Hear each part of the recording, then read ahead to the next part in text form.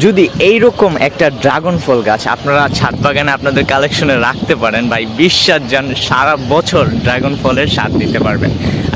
যদি আপনারা ছাদে রাখতে চান অবশ্যই চেষ্টা করবেন যে দেশি ভ্যারাইটি ওইটা রাখতে, কারণ ওইটাতে সারা বছর অফ সিজনেও মনে করেন যে একটা দুইটা করে ফল হয়। দেখেন এখন আমার গাছে দুইটা তিনটা ফল আছে, এগুলা এখনও পুরো কালার আসে নাই, কিন্তু এগুলো যদি এখন কাটি নামি এগুলোর ভিতরে একবারে পুরো মানে খাওয়ার উপযোগী হয়ে গেছে।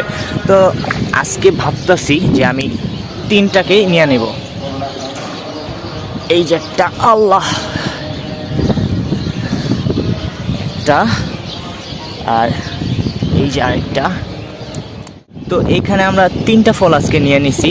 তো দুইটা মোটামুটি পাকছে আর এইটা একটু কাঁচা কাঁচা, কিন্তু কাঁচা কাঁচা দেখতে মনে হইতেছে এগুলো কাটলে এগুলোর ভিতরে পুরো লাল টকটকে হইব। আর আপনারা লক্ষ্য করেন যে আপনারা হয়তো বুঝতে পারতেছেন যে সাইজগুলো একটু ছোট, কারণ এটা হচ্ছে দেশি ফল।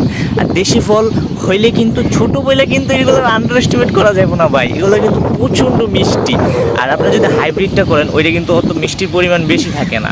আর এগুলো যদি আপনারা এই ফুল আসার পর যদি একটু পরিচর্যা করতে পারেন না, ম্যাক্সিমাম ফুল আপনারা টিকাইতে পারবেন। কারণ দেখা যায় যে অনেক সময় পিঁপড়ার আক্রমণ হয়, ফুল ফুটলে ভাই পিঁপড়াগুলো যেমনি ধরে না একবারে খায়া ভিতর দিকে ঢুকে যায়।